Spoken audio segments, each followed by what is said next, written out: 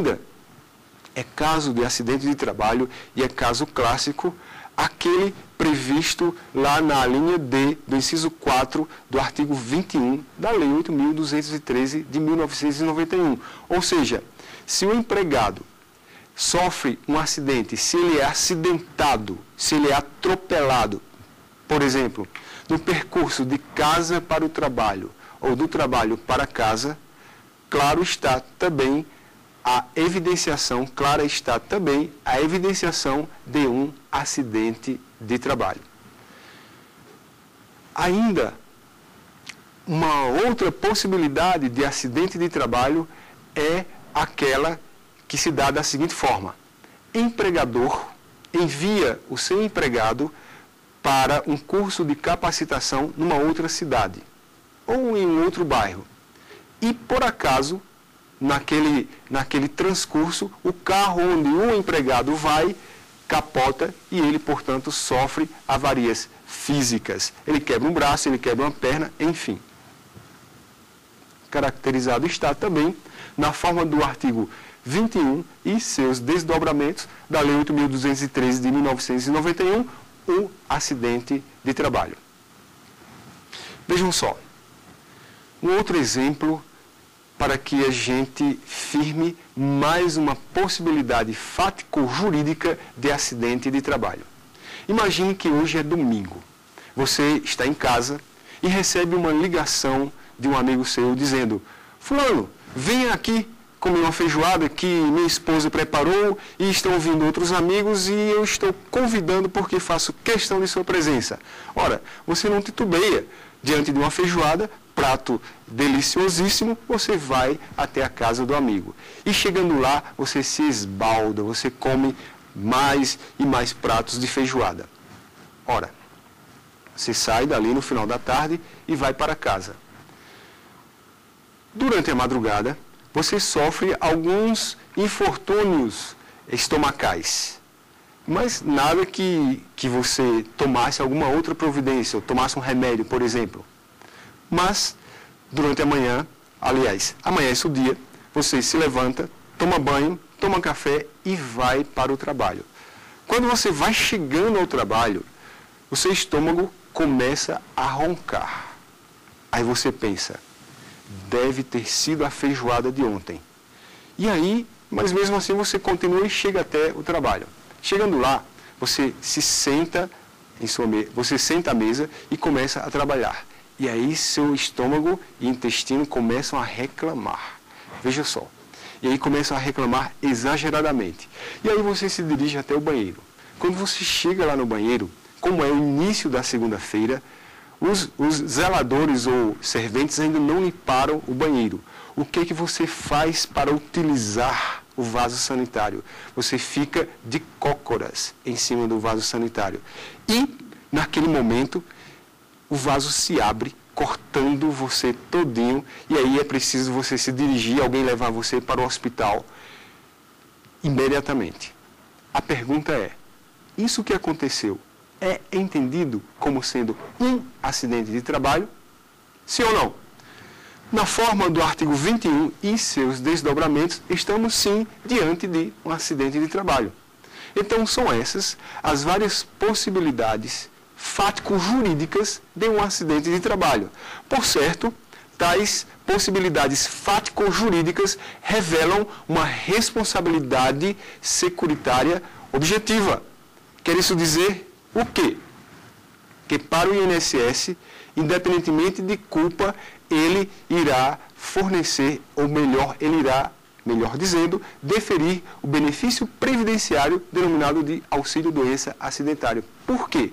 Porque ela, a Lei 8.213 de 1991, elencou nos artigos 19, 20 e 21 as possibilidades legais, portanto, de hipóteses acidentárias de evidenciação ocorridas no mundo fático de acidente de trabalho.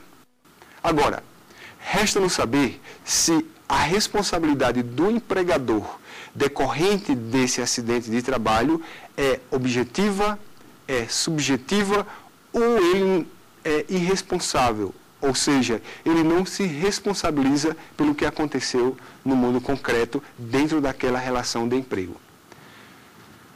Para tanto, para desenvolvermos essa responsabilidade, ou melhor, as teses das responsabilidades civis do empregador decorrente de acidente de trabalho, é preciso que, a partir da possibilidade fática, a gente revele o raciocínio constitucional e evidenciador de tal responsabilidade. Comecemos, portanto, com as doenças ocupacionais, isto é, as doenças profissionais ou do trabalho. Aquelas doenças localizadas lá no artigo 21 da lei, localizadas no artigo 20 da lei 8.213 de 1991. Por exemplo, lesão por esforço repetitivo. Por exemplo, perda do olfato, decorrente do manuseio de agentes químicos, de agentes biológicos, revelam doenças ocupacionais. A responsabilidade civil do empregador, nesse caso, é objetiva ou ela é subjetiva? Pois bem, o artigo 225 de nossa Constituição, ele garante o direito ao meio ambiente equilibrado a toda a coletividade. Então, é direito de toda a coletividade, é direito de todos os que estão aqui vivos hoje e daqueles que estão por vir, que ainda vão nascer, o direito ao meio ambiente ecologicamente equilibrado. Tanto é assim que a responsabilidade civil decorrente de afronta a esse direito, ou seja, a responsabilidade civil envolvendo a degradação ambiental, ela é objetiva. Quem poluir, quem degradar o meio ambiente será responsabilizado objetivamente, isto é, independentemente de culpa. Basta verificarmos o conteúdo do parágrafo 3º desse mesmo artigo 225. Lá está estampada a responsabilidade civil objetiva do poluidor, do degradador ambiental. Não bastasse os termos constitucionais, ainda existe na ordenança subconstitucional vigente, mais precisamente na Lei da Política do Meio Ambiente, na Lei número 7064 de 82, na Lei 6938 de 1981, mais precisamente no parágrafo 1º do artigo 14 da Lei 6938 de 81, a responsabilidade civil objetiva também decorrente da degradação, da poluição ambiental. Assim é que, poluído o meio ambiente, degradado o meio ambiente, responsabilidade civil objetiva. Resta-nos saber se o local onde os trabalhadores desempenham as suas funções, melhor, o local da ambiência trabalhista, melhor ainda, o local onde os empregados trabalham sob subordinação, sob o comando e direção do tomador dos serviços do empregador, então, se aquela localidade é meio ambiente do trabalho, se é entendida como sendo meio ambiente do trabalho. Ora, para tanto, basta verificarmos o conteúdo do inciso 8 do artigo 200 de nossa Constituição. O nosso legislador constituinte originário, ao instituir o direito à saúde como direito social, lá no artigo 6º, ele regulamentou tal direito dentro da própria Constituição a partir do artigo 196, o direito à saúde.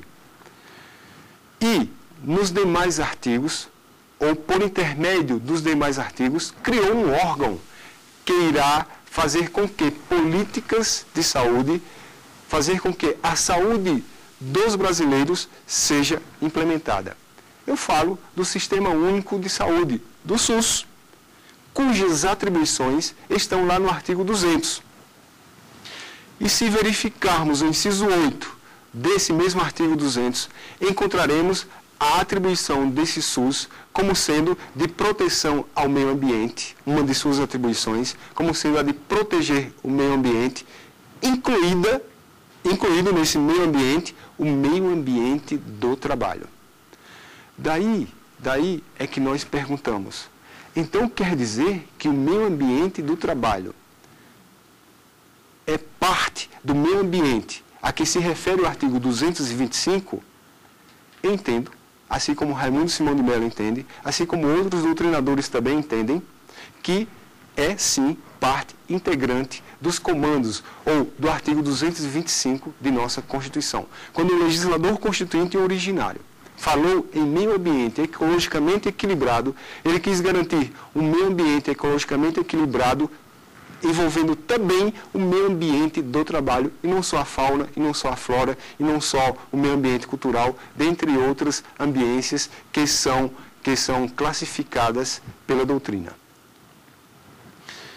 Mas, se é assim, qual é a natureza jurídica do direito ao meio ambiente equilibrado e, portanto, do direito ao meio ambiente do trabalho equilibrado, saudável, afastado desses infortúnios? Não pode ser outra, nesse sentido, senão natureza jurídica de direitos difusos fundamentais. Então, o direito ao meio ambiente do trabalho, o direito ao meio ambiente ecologicamente equilibrado é um direito difuso fundamental, porque é um direito que pertence a toda a infinidade de trabalhadores empregados existentes em nosso país. Sendo assim, é um direito difuso fundamental. Mas se ainda persistir em nossas mentes a dúvida de que ali se encontra, em relação ao direito ao meio ambiente equilibrado trabalhista, um direito difuso fundamental e não um direito trabalhista, reportemo-nos ao artigo 22 de nossa Constituição. O artigo 22 de nossa Constituição, mais precisamente em seu inciso 1, dita, caput, na verdade, a competência privativa da União para legislar sobre. Aí o inciso 1 diz as várias matérias cuja competência é privativa da União. Se nós verificarmos bem lá no inciso 1, o direito do trabalho, ou legislar sobre o direito do trabalho, é competência privativa da União. Quer isso dizer que em nosso ordenamento jurídico somente encontraremos normas trabalhistas de índole federal. Então, quando o nosso legislador quiser pôr no ordenamento jurídico comandos de natureza trabalhista, esse legislador terá que ser o legislador federal, por ordem do inciso 1 do artigo 22 de nossa Constituição. Claro que devemos ressaltar aquela exceção prevista no parágrafo único desse mesmo artigo 22, ou seja, os estados e o Distrito Federal também poderão legislar sobre a matéria trabalhista.